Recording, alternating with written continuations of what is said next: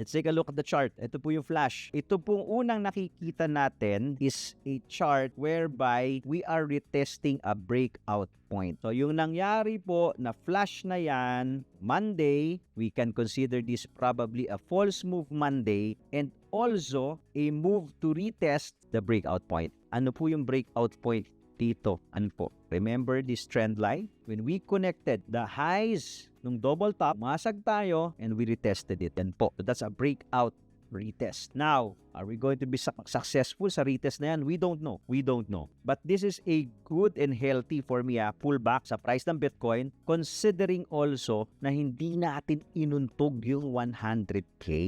Okay, 99,579. Hindi tayo nabukulan sa 100K. Based on my experience, okay, yung mga walang bukol, tinatagos. Ibig sabihin, wala pa tayong rejection sa 100K. Most likely, next attempt will be successful.